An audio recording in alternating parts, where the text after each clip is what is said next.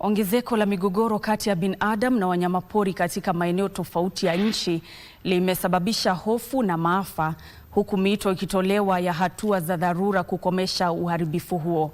Katika soko la Limuru, kaunti ya Kiambu, wafanyabiashara wa mbuzi wanakadiria hasara kubwa baada ya mnyama ambaye hakutambuliwa kuvamia zizi usiku na kuwajeruhi mbuzi kadhaa. Mizoga ya kondoo imetapakaa kwenye zizi hili. Hii ndiyo iliyokuwa taswira katika soko la Limuru, kaunti ya Kiambu.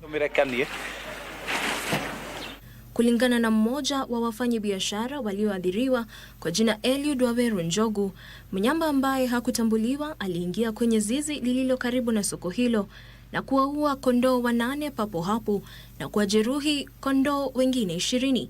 Asubuhi ndio tumeshikwa na butwa, tumekuta kondoo yetu imeuliwa na chui. Karibu zaidi ya kondoo 20 yenye imeuawa na ingine imedungwa, hata hatuwezi usia watu. Tumeenda hasara tuseme karibu zaidi 1500 usiku wa leo.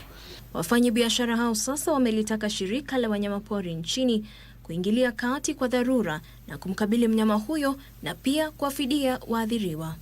Tunataka iangaliwe hata isifanye madhara ingine, sababu inaweza kuwa hapa ifanye madhara ingine mbaya sana. Unajua chui ni mtu anaruka mpaka juu kwa mabati. Tunafaa tusaidiwe na KWS kushika hao machui juu kuna msitu iko hapa kwa Ng'ethe, karibu na sisi tuko na msitu iko hapa. Tunafaa wakuje either wawide hiyo chui hapa watusaidie waweke mitego ama watusaidie na njia nyingine. Katika kaunti ya Homa Bay, familia moja katika eneo la Alego, wadi ya Karachuonyo, inaomboleza kifo cha mwanaume wa umri wa miaka 23 aliyeuawa na mamba. Raymond Otieno Agutu alivamiwa hapo jana wakati akioga katika ufuo wa Awana. Wakazi wanasema haya ni mauaji ya 3 mwaka huu pekee. I should ask the government to see anything they can do.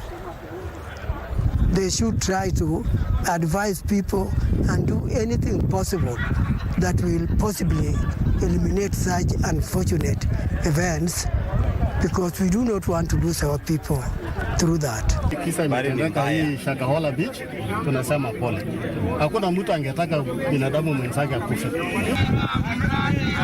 Kwingineko katika kaunti ya Lamu, wakazi wa kisiwa cha Manda walishiriki maandamano ya amani kupinga mradi wa uhifadhi wa wanyamapori na mwekezaji wa kigeni.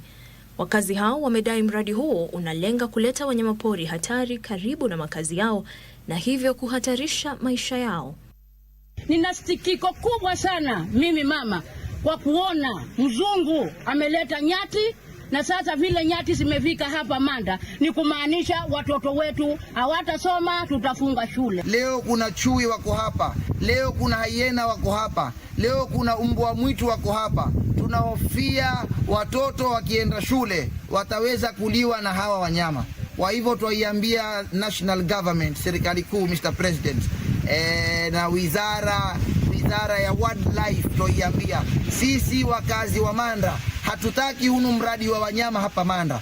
Pia wamedai kuwa wanyamapori tayari wanarandaranda mjini humo wakitafuta maji baada ya maeneo ya kunywa maji kutayarishwa mjini humo na kusababisha hatari kubwa kwa wanafunzi na wakazi wengine. Jacqueline Masharia, Darubini.